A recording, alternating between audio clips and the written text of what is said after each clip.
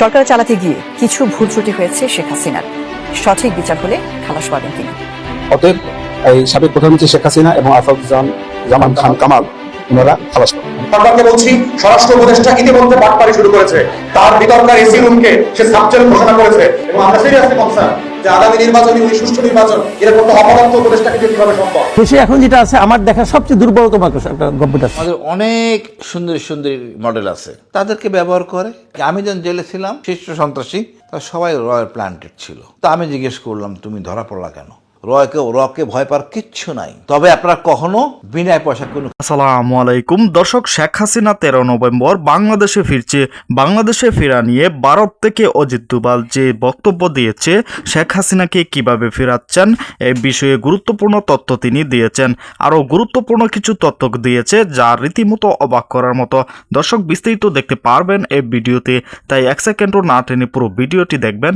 চ্যানেলে নতুন হলে সাবস্ক্রাইব করে রাখবেন পরবর্তী আপডেট পাওয়ার জন্য। ভিডিওতে একটি লাইক করে দেখতে থাকুন সম্পূর্ণ ভিডিওটি। বিএনপি নেতা রিজভী বলছেন, জামায়াতের হয়তো কোনো মাস্টার প্ল্যান আছে। কি সেই মাস্টার প্ল্যান? এদিকে সিভিল কোর্টে সেনা কর্মকর্তাদের বিচার নিয়ে আলোচনার ঝড়। এর মধ্যে বাংলাদেশে আনঅফিশিয়াল ভিজিট করেছেন ভারতীয় সামরিক গোয়েন্দা সংস্থার 4 কর্মকর্তা। জেনারেল কুন্দন সিং এর নেতৃত্বে তারা ঘুরে দেখেছেন লালমনিরহাট এবং সৈয়দপুর বিমানবন্দর। নির্বাচনের 3.5 মাস আগে বাংলাদেশকে নিয়ে কি নতুন কোনো খেলা হচ্ছে? বিএনপি নেতা রিজভী যে মাস্টার প্ল্যানের কথা বলেছেন, তা বাংলাদেশকে কোথায় নিয়ে যাবে? সেনাবাহিনী প্রধান জেনারেল ওয়াকারুজ্জামানের মেয়াদ শেষ হবে 2027 সালের 22 জুন, কিন্তু তার আগেই তাকে সরিয়ে দিতে চায় জামায়াত। এমন একটি প্রচারণা সামাজিক মাধ্যমে চলছে। গুজবে বলা হচ্ছে অন্য এক জেনারেলকে সেনাবাহিনীর প্রধান হিসেবে দেখতে চায় জামায়াত, আর তারা সেটা চায় আগামী নির্বাচনের আগেই। সেজন্য প্রয়োজন হলে নির্বাচন পিছিয়ে দিতেও তাদের আপত্তি নেই। জামায়াত নির্বাচন পিছিয়ে দিতে চায়, এই অভিযোগ অবশ্য নতুন নয়। বিএনপি নেতারা অনেকবারই বলেছেন, জামায়াতের পিআর পদ্ধতির দাবি বা সংস্কারের দাবি সবই নির্বাচন পিছিয়ে দেওয়ার পায়তারা।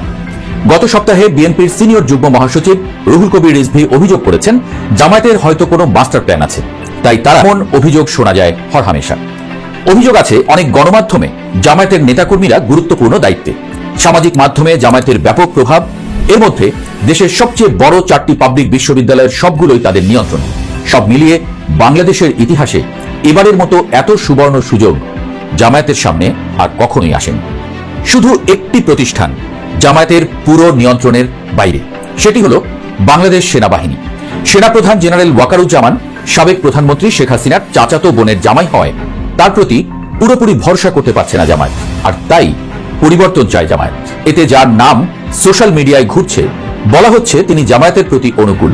কিন্তু একই যদিও ডক্টর ইউনূস বলছেন নির্বাচন হবে ফেব্রুয়ারিতেই, সেক্ষেত্রে জামায়াতের সামনে একমাত্র বিকল্প হলো সেনাবাহিনীকে কোণঠাসা করে রাখা, যাতে জামায়াতের প্রতি সহানুভূতিশীল অফিসাররা যারা আছেন তারা গুরুত্বপূর্ণ ভূমিকা রাখতে পারে। এর প্রথম পদক্ষেপটি হলো সেনাবাহিনীর 25 জন কর্মকর্তার বিরুদ্ধে আইসিটি আইনে অভিযোগ গঠন এবং তাদেরকে বিচারের আওতায় আনা। আইসিটির প্রধান প্রসিকিউটর অ্যাডভোকেট তাজুল ইসলাম জামায়াত নেতা, কাজেই আইসিটিতে সেনা কর্মকর্তাদের বিচারের আওতায় আনার পেছনে তার ভূমিকা আছে।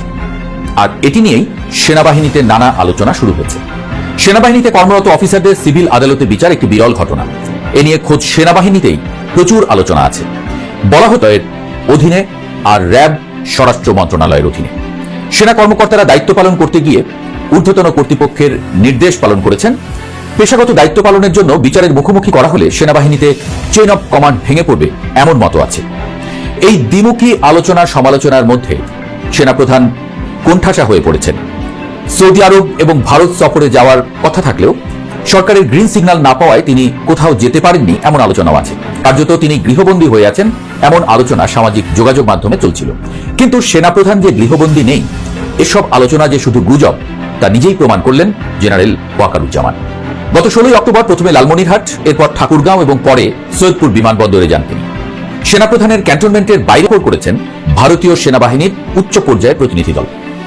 ভারতীয় সামরিক গোয়েন্দা সংস্থার অতিরিক্ত মহাপরিচালক মেজর জেনারেল কুন্দন কুমার সিং এর নেতৃত্বে 4 সদস্যের প্রতিনিধি দল 14 থেকে 16 অক্টোবর বাংলাদেশ সফরে আসেন।